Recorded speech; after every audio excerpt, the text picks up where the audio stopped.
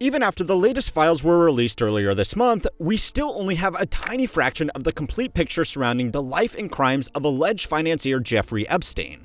But even with these little breadcrumbs, you have probably noticed that there are some deeply troubling connections being put together about a deeply troubling number of high-profile people, which does raise the obvious question.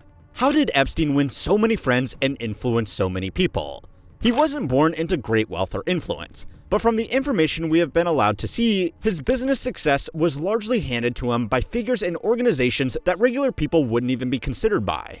Like some kind of unholy Forrest Gump, he was seemingly always around some of the biggest names and events of the last 40 years with at least one finger in all of the wrong pies. If he was simply just intertwined with other elite financiers, then maybe this could all be written off as deep connections within his supposed professional industry. But we now know that his close personal contacts included basically everybody. From politicians to spiritual leaders, banking officials, European nobility, all the way down to Hollywood executives or the world's richest man. Or the other world's richest man. Or the other world's richest man. These connections also extended across borders, political lines, professional backgrounds, and even public adversaries. If we wanted to be really pragmatic, it's probably worth actually learning from the way that these people help out and cover for one another as something we could apply to our careers and social lives. Just, well, hopefully without the diddling. If it wasn't for all of that stuff, the depth and breadth of Epstein's professional network would be incredibly impressive, especially in an age where regular people have fewer friends and human connections than ever before. I mean, I don't know about you guys. After the age of 30, I personally have like 3.5 friends in total, and even keeping up with them takes some time management. All of this is especially eye-opening when you additionally consider that he didn't exactly have a flawless reputation to begin with. These were supposedly some of the busiest, most time-poor individuals on the planet, and yet they all seem to have endless availability for social gatherings where, occasionally, Epstein may have been present. So the story goes. But perhaps the bigger question is, was such an extensive contact network of the world's most powerful people something exclusive to him because of his criminal operation? Or are interconnected networks like this just the standard operating procedure beyond a certain tax bracket? The answer may seem pretty obvious. It's a great big club and you ain't in it. But what kind of club was this exactly? And has it actually stopped operating? Oh, and I guess once we have gone through all of that, I should probably address the elephant in the room. Yes, I was named in the Epstein files, but more on that later. Elon Musk, he said that he refused to go to the island, and then in these new files, it came out, I think it was an email that said, what day or night will be the wildest party on your island? The latest Jeffrey Epstein file, one of them being Bill Gates. The documents allege new details of his ties to the... I never went to the island, I never met any women. From the fact that Donald Trump is in the Epstein files thousands and thousands of times. Nothing came out about me, other than there was a conspiracy against me. Another shows this unidentified woman sitting on his lap. Clinton has denied any wrongdoing through a spokesman. Okay, so it may not surprise you that statistically the most surefire way to end up with an extensive contact network of rich and powerful people is to be born rich and powerful. Now, for what it's worth, Epstein did not have these advantages handed to him. He did grow up in a private gated community in New York, but this was back in the 1950s when homes were actually affordable for average people and the area was broadly considered middle class. His mother was a teacher's aide and his father worked as a groundskeeper for the city's parks and recreation department. This legacy alone wasn't going to let him rub shoulders with the people who would eventually fill the pages of his little black books. By most accounts and reports, he was an intelligent child who skipped grades and made money by tutoring other students, which eventually enabled him to attend NYU for mathematical physiology, an impressive and prestigious degree even back then, but he never graduated. Now, history is filled with highly influential college dropouts. In fact, a few of them will come up later in this very video. But in Epstein's case, he didn't produce anything of significance that would make him stand out from any other high-achieving dropout. So he didn't have any noteworthy family connections, and he didn't found some company off the bat that would propel him into the upper echelons of society. Which means the only option left was for him to claw his way up the, old-fashioned way. One of the first big question marks over Epstein's early start was how he landed his first job at the Dalton School, a prestigious private high school, without any real credentials. Now, we have already made a whole video on how he made his money, and this video will instead be about how he made his connections. so we won't be recounting his entire career again. But this first step was really quite important for both parts of his story. It's really the first time he came into indirect contact with anybody of historic importance. The headmaster of the school shortly before he started was infamously Donald Barr, a man who, just a few years earlier during World War II, had served as an officer for the Office of Strategic Services, the predecessor to the CIA. A not-so-fun fact is that Barr also published a sci-fi novel called Space Relations, which is about a planet ruled over by oligarchs who engage in basically all of the crimes that Epstein would later be convicted of. This kind of foreshadowing would be panned for hacky writing, if it weren't the actual world we are living in. Donald Barr was also the father of Bill Barr, who would later go on to serve as the Attorney General under both the Bush and first Trump administration. A lot of people start drawing lines from here on, for pretty obvious reasons. But to be fair, this connection is not particularly strong. Donald Barr was the headmaster of Dalton, but he had left the school 3 months before Epstein started working there, and there is no concrete evidence that he had any input on hiring a single math teacher. What we do know, though, is that during his brief stint as an educator, Epstein went to great lengths to ingratiate himself with the parents of the high society students he was teaching.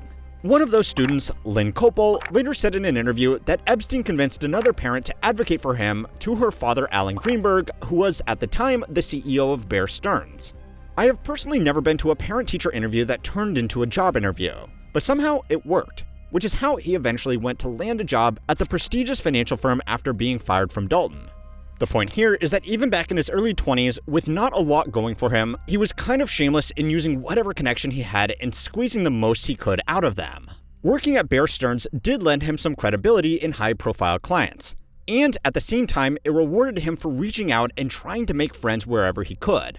Back in the 70s, entertaining banking clients and showing them a good time and whatever it entailed was just part of the job. Now, in a vacuum, this would all make sense. An ambitious financier wanting to develop professional friendships with wealthy clients that could send business his way. If you ignore his crimes, it's basically professional networking 101. But, well, none of this happened in isolation. And this certainly doesn't explain how he ended up involved with geopolitical scandals, foreign spiritual leaders, nouveau academics, or the birth of modern surveillance systems. So it's time to learn how many works to find out how Jeffrey Epstein won so many friends and influenced so many pedophiles. A lot of what we talk about on this channel is really just learning how the world works, spotting the patterns underneath the headlines, incentives, feedback loops, and especially the stuff that compounds over time. That's why I've been using Brilliant lately, and they're sponsoring this week's video. Brilliant helps you develop real problem-solving skills. It's designed to help you get better at math and computer science by guiding you toward true understanding, so ideas that once felt confusing start to click. What makes Brilliant different is how active the learning is. You are constantly solving visual, interactive problems that force you to reason things out yourself, instead of memorizing steps or passively watching videos. I've been spending time in their exponential functions course, and what stood out to me is how it builds intuition. Rather than just plugging numbers into formulas, you start to see how small changes compound and why exponential behavior shows up everywhere. It also adapts as you go. Brilliant adjusts to the difficulty, gives you targeted practice and review, and helps you build confidence as your understanding deepens. To learn for free on Brilliant for a full 30 days, go to brilliant.org/howmanyworks, scan the QR code on screen, or click the link in the description. Brilliant is also giving our viewers 20% off an annual premium subscription, which gives you unlimited daily access to everything on Brilliant. The extent of Epstein's connections to powerful people in unusual places and under unusual circumstances makes it really easy for any kind of reporting to veer quickly into outright conspiracy theory. We still simply do not know the details of something like the inner workings of the Iran-Contra affair, the nature of the man's meetings with various heads of state, and even, for that matter, how he even made most of his money. The line between extrapolating on incomplete information and constructing outright conspiracy theories is very hard to navigate. And this is made a lot harder by the fact that, well, we still have woefully incomplete information. Theories surrounding Epstein, like the idea that he was a compromat gathering intelligence asset, do kind of fit into place with the information we have, but we just don't have that much information. Now, it's important to remember this for two reasons. The first is that it relates a lot to how he collected all of his contacts. A lot of it seemingly wasn't that unusual. In his early career, the extensive networking he did was largely indistinguishable from what any career-driven financier might do. For what it's worth, by most accounts, from people who aren't trying to actively distance themselves from the man, he had strong interpersonal skills and was very good at making people feel important. As his network of contacts grew, he was clever to somewhat diversify his portfolio of friends instead of staying strictly within the ecosystem of financial service providers and the people who were after their services. He networked extensively outside of that bubble as well. Now, this later served him well in his criminal operations, but it also just made him the guy who knows a guy. In total, so far, we know of 107,000 interactions between 19,000 people named in the files with Epstein at the center. This is thanks to the team who has put together the Epstein network visualization, which I will leave a link to in the description. He could connect academics who had a lot of prestige but no money to people with a lot of money who wanted to buy prestige. He could talk to his overseas friends about entering a new market. A lot of it was just being able to name drop to impress other people who he would also pull into his orbit. According to Michael Wolff, a journalist and media consultant who worked closely with Epstein in the early 2000s, the man frequently attended TED conferences to connect with speakers with interesting ideas that he could later host at events for his wealthy friends. So, you know, if you thought TED Talks couldn't get any more insufferable, here we are. He really did treat networking like a full-time job, and being the guy that could connect anybody with anybody, unfortunately eventually extended to connecting perverted people with their victims. This network of contacts also compounded on itself over time as he himself grew more notoriety in those circles and attained more wealth to fund a comparable lifestyle. The Billionaire Social Calendar is a well-documented series of events around the world throughout the year that a few hundred high-profile individuals almost nomadically work their way through. People overwhelmingly interact with other people from their own social class. And the problem is that these people are so wealthy that there are only a few hundred people worldwide that they can properly really relate to. So they travel between these events because they know similar people will be there. Wendover did a great video on the logistics of all of this, because of course he did. It's really interesting and I will leave a link to it below. But the point as it relates to Epstein's network is that there are only a few thousand people worldwide operating at this level. The reason it seems like he knew everybody was because there really wasn't that many people to know. After his 2008 conviction, this did take a bit of a beating, and people understandably did not want to be associated with someone in the news for his crimes. But according to reports, he was able to build this network back up by leveraging other people that could vouch for him being a changed man. Outside of the heinous crimes, which are clearly front and center, something else that is angering people as they sort through these files is how clear it is that this is a small group that looks after each other.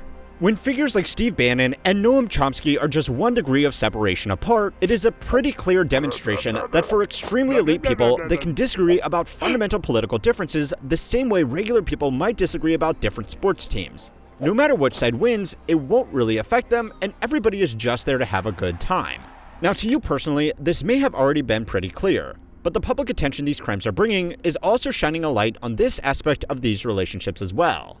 Now, the final aspect that we can discern from the information that we actually have available is that Epstein was terminally online.